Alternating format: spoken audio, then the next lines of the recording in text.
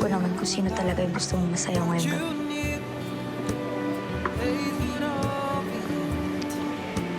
Ano ka ba?